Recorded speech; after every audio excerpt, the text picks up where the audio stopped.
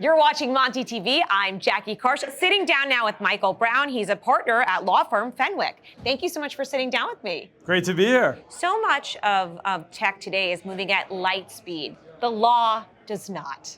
How do you kind of, put that circle, the square peg into the circle? We saw that with crypto, right? And the SEC was using old rules to try and apply to crypto, and it wasn't working. And Paul Graywall at Coinbase and Brian Armstrong at Coinbase were like, give us rules, right? Like, don't just leave us to try and figure it out and then say you're not doing it right. Like, adopt rules, we will help you. And the prior SEC wasn't doing that. The new one, in theory, is gonna work with them, right? And that's great, right? A lot of the tech companies, they're not saying we wanna break rules. They're saying, tell us the rules so that we know. Instead of saying, play the game, we're not gonna give you the rules to it. And so I think that's exciting, right? We've seen a lot of things with Delaware, right, recently, and companies thinking about that. The Delaware legislation is meeting, weekly right now to change the laws to make it so that it's not so plaintiff friendly and that big important companies are leaving. And so I think we are moving into an era where law realizes and legislation is realizing it needs to move to keep up pace. All right, well, it will never move at tech pace, but how do you advise your company when the law is just not there yet?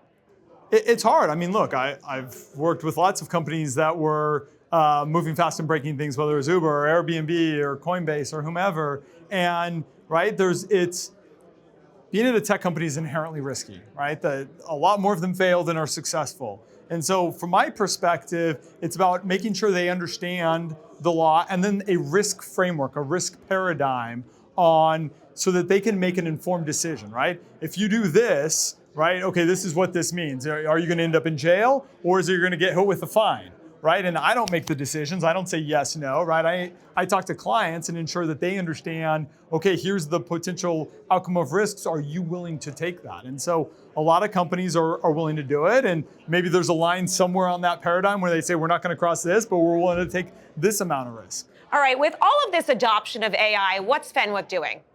Yeah, so I mean, look, a lot of our clients are both the big LLMs that are core AI or the hyperscalers, but every client I have right now is involved in AI, and it's really like when the phrase software is eating the world, right? And you're either shipping floppies and CDs or you're going to software. And I think that's where we are with AI, which is companies regardless of the space, whether it's hospitality or just good old-fashioned SaaS or security, right? They have to be using AI in ways to further their product, to go faster, to make their sales more efficient. And so I think what we're seeing is AI across the tech ecosystem is being used for companies, not just the big ones that get all the headlines. What would you say is where most of your companies, your customers are really focusing right now on?